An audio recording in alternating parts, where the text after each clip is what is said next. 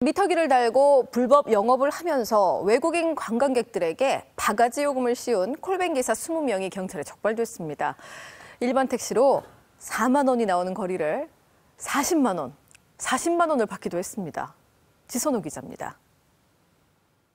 들이 무더기로 적발됐습니다. 이진석 기자입니다. 배우가 성인이라도 아동 음란물에 해당한다는 법원의 판결이 나왔습니다. 수원지방법원은 이 같은 이유로 아동 청소년 음란물을 인터넷에 유포한 혐의로 기소된 41살 이모 씨와 35살 이모 씨에게 각각 징역 8월과 징역 6월을 선고했습니다. 네, 배심원들이 법정에서 유무죄뿐 아니라 형량까지 판단하는 국민참여재판이 도입된 지 6년이 지났습니다. 내년부터는 지금까지와는 달리 배심원들의 판결이 법적인 구속력을 갖게 됩니다. 판사가 따라야 한다는 얘기입니다. 확정된 국민참여 재판 방식을 김혜민 기자가 보도합니다. 지난해 10월 울산 자매살인 사건의 김홍일은 국민참여 재판을 신청하지 않았습니다. 여론이 자신에게 불리할 것으로 생각했기 때문으로 보입니다. 지금의 국민참여 재판은 피고인이 신청하지 않으면 열리지 않습니다. 하지만 앞으로는 판사나 검사가 국민참여 재판을 열 수 있게 바뀝니다. 검사의 신청이나 재판부의 직권으로도 참여재판을 해볼 수 있도록 하되, 다만 이 경우에는 사전에 피고인의 의견을 듣도록 해서 피고인의 재판 참여권이 침해되지 않도록 했습니다. 이에 따라 재벌이나 고위공직자의 비리 사건도 법정에서 직접 국민의 심판을 받을 것으로 보입니다. 지금까지는 권고적 효력만 있던 배심원 판결도 효력이 강화됩니다. 앞으로는 배심원 4분의 3 이상이 찬성한 판결은 원칙적으로 재판부가 따라야 합니다. 국민사법참여위원회는 이 같은 내용을 담은 국민참여재판 최종안을 대법원장에게 보고하고 올해 안에 입법을 추진합니다. 그러나 국민참여재판의 무죄율이 일반 재판보다 3배나 높은 점은 앞으로 풀어야 할 숙제입니다. TV조선 김혜민입니다.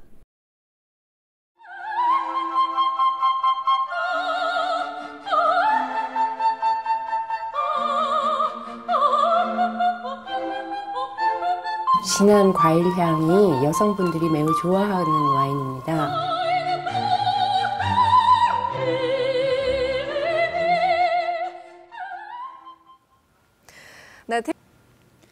네, TV조선 강남 스튜디오입니다. 우선 SNS 이슈 봅니다. 지난 주말 주한미군 3명이 서울 이태원에서 모형 총기를 쏘며 시민과 우리 경찰을 공격했죠. 이 미군에 대해서 우리 경찰의 조사가 오늘도 이루어졌는데 출석 때 미군의 손에 들려있던 과자 봉지가 네티즌을 뿔나게 했습니다. 조사를 받으면서 과자를 먹으려 했던 걸까요? 이 주한미군의 도발에 대해 시민들의 의견 들어봅니다. 정치적으로나 군사적으로 미국의 도움이 필요한 건 사실이지만 너무 그렇게 안하무인으로 행동하는 거는 좋게 보이진 않죠. 재미로 총을 쐈다고 하고 경찰을 쳐놓고 그것도 기억이 안 난다고 하고 진짜 너무 오만한 거 아닌가요? 진짜 이거는 너무 아무리 생각해도 아닌 것 같아요. 경찰을 차로 치워서 생명의 위협까지 느낀 걸로 알고 있는데 이런 부분에 있어서는 구금을 시켜서 좀 조사를 자세하게 해야 된다고 생각을 합니다. 우리나라를 굉장히 무시한 그런 행동으로 보이고요. 그리고 그 개인의 도덕성에도 참 큰 문제가 있는 것 같습니다. 그래서 보는 내내 굉장히 기분이 좋지는 않았습니다. 다양한 의견 들어봤습니다. 강남 스튜디오에서 TV조선 윤우리입니다. 높은 이자로 근로자들의 자산 형성에 도움이 되는 가입자를 확보하기 위해 금리를 올리며 출혈 경쟁을 하고 있습니다. 소비자들은 아직은 잘 움직이지 않고 있습니다. 이유진 기자입니다. 푼이라도 돈 나올 곳 찾기는 힘든데 사교육비는 치솟고 있습니다. 고등학교 학원비는 자그마치 1년 새 8%나 뛰었습니다. 부유층과 저소득층이 쓰는 교육비의 양극화는 더욱더 심해지고 있습니다. 김은정 기자입니다. 서민들은 0.1% 금리가 아쉬워서 이 은행, 저 은행 살펴보며 고민을 하고 불가침 영역이던 아이들 학원비까지 줄여서 사교육비 양극화는 심화되고 있다는데 한국에 사는 한 제 아무리 아끼고 싶어도 아낄 수 없는 게 있습니다. 바로 눈에 착용하는 수입 컨택트 렌즈가 그렇습니다. 한국소비자연맹이 해외와 국내에서 판매되는 컨택트 렌즈 가격을 비교해봤더니 국내 가격이 해외에 비해서 적게는 2%에서 많게는 64%까지 비싼 것으로 조사됐습니다.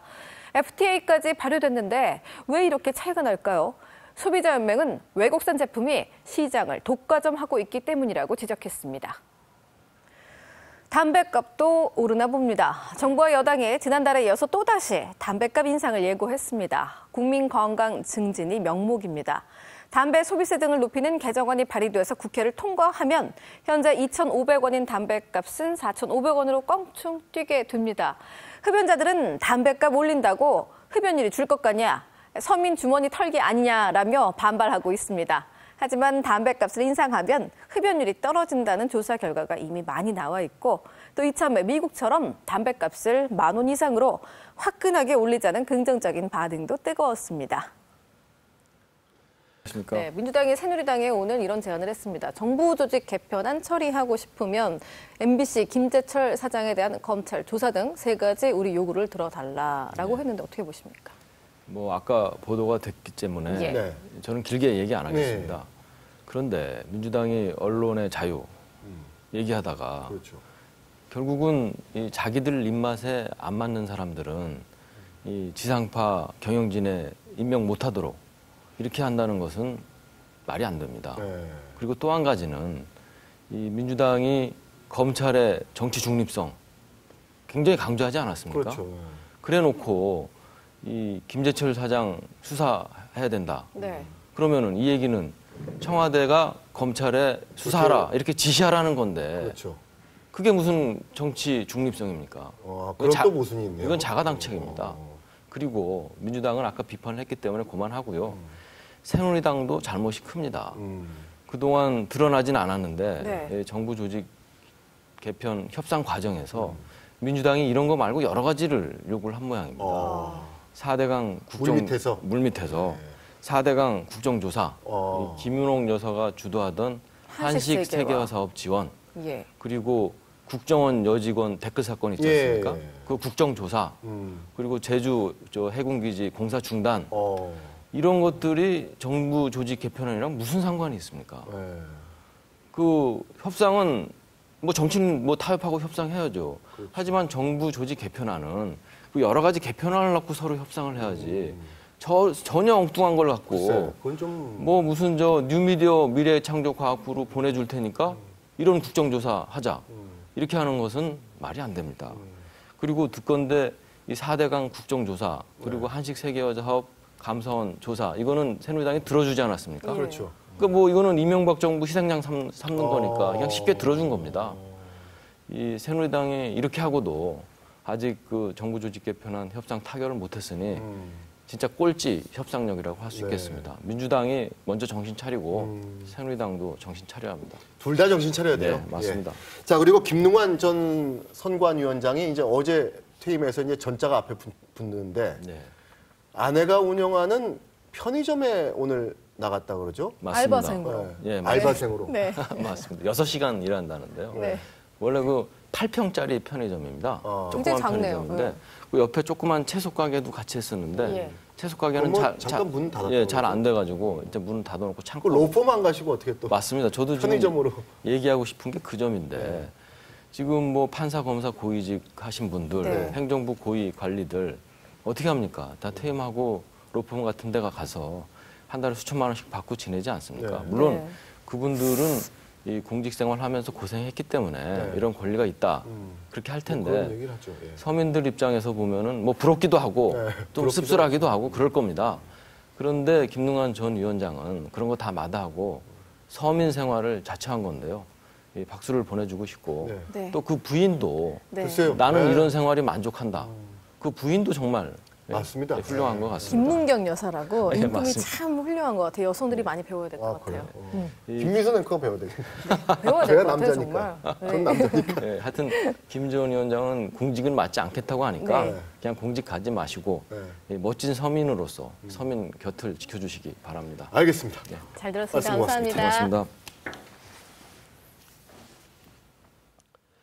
종신 대통령직과 남미 전체 좌파 정권의 집권을 꿈꾸던 베네수엘라의 차베스 대통령이 암으로 사망했습니다. 차베스 대통령은 석유를 팔아서 번 돈으로 안으로